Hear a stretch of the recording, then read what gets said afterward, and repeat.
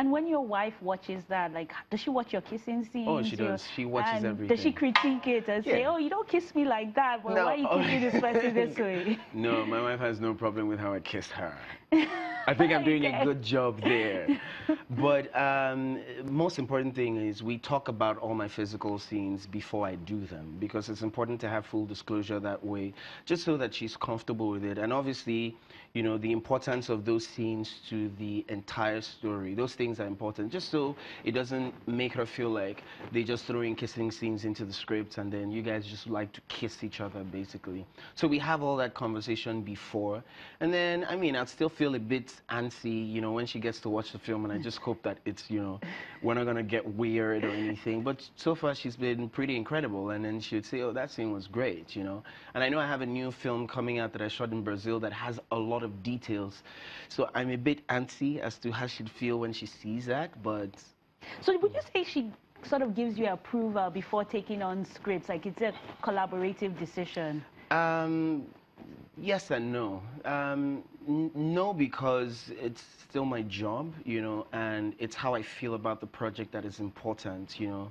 And clearly, I'm also open-eyed in terms of if it doesn't serve the story, then I know that those things are pointless, you know. And every once in a while, you get scripts like that, and just like, what's the point? Or it doesn't fit in this place, it fits in this part of the story, you know. But yes, because then again, she has to watch these films, you know, she has to live with them. So it's that sort of, we have to have a conversation about it, and, you know, this is what will happen. And clearly, when you do more international projects, some of those films will require a bit more, you know, of that. And then they're paying you a lot of money for things like this. So, you know, let's be comfortable with it so that we can live. Yeah, you know, the bills have to be paid. So that we can pay this. You mentioned Brazil, which is, I mean, home to a lot of beautiful women, and you know, you would have been away from home. So how does she manage that, you know, the distance? How do you manage it, the long distance? You're in a country where nobody knows what you're doing. Right. Anything can happen. What happens in Brazil stays in Brazil. What happens anywhere stays anywhere. Well, so the thing is, I guess there is a degree of conditioning when you start out your career early that this will require a lot of away from home. And even the most successful actors are doing it. However, it gets to a point in your career where you also figure out, you know, you create time for family and spend time and be like, okay, yeah, we made some money, so let's go and sit there. So you create that balance every now and again. And then the truth is, when you get to these cities, if you have that much time like I did in Brazil, where it's 9 weeks, you know, you want to know a bit about the country, you want to know a bit about the people, because this is also part of your learning process and your growing process as an actor, because these things contribute to how vast you are as an actor, basically. So, I mean, you enjoy the city, you do, but largely you carry her along with your enjoyment, you know, because it's important to make her feel like, look, I'm not going crazy here, you know, I'm still behaving myself, I'm doing my best. There's great women here, but you're still the greatest. Well, trying our best, you know. So yeah, so as long as she's carried along, then it's okay.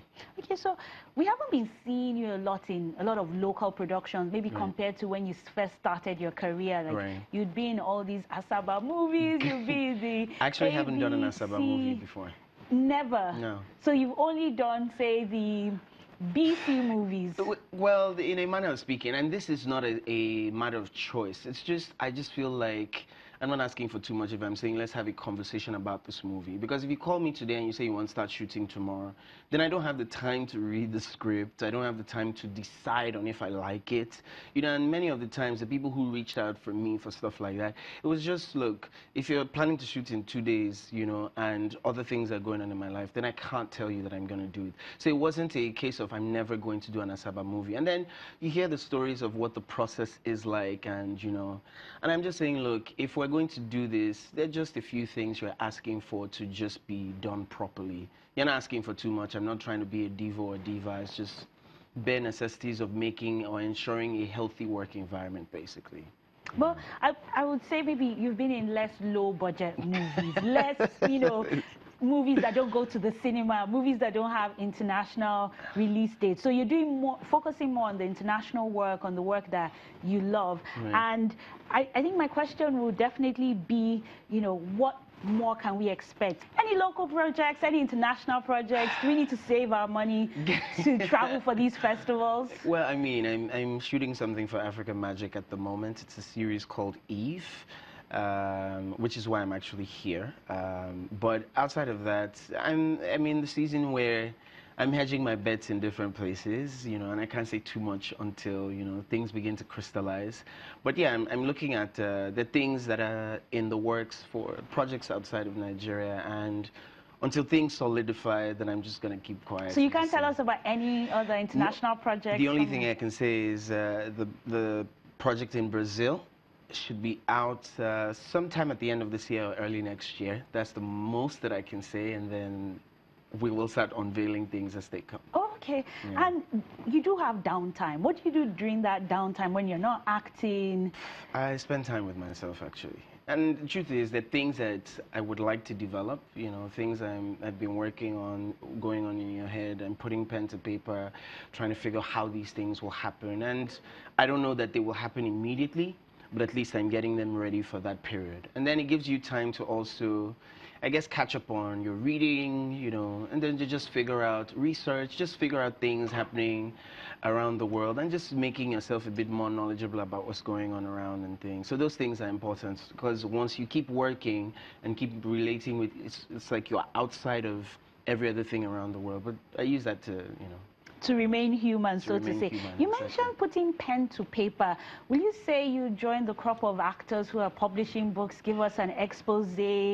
Well, I'm not. I had a thought about publishing a book. I did have a thought, but I think that I'm going to go digital with it.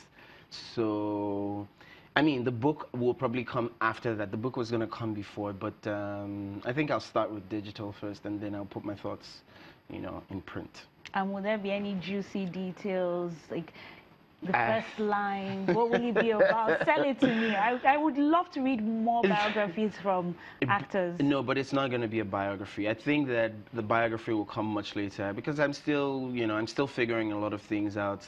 I've had the one experience, you know, all the people who've put books down, they've had years. But 17 years, that's a lot. It is. It's a lot. I just don't think it's sufficient yet. So I want to put some things in, and then let's make the story a bit more rounded, and then I think I will have, you know, more onus to say, you know, this, that, and the other. And I'm looking forward to that.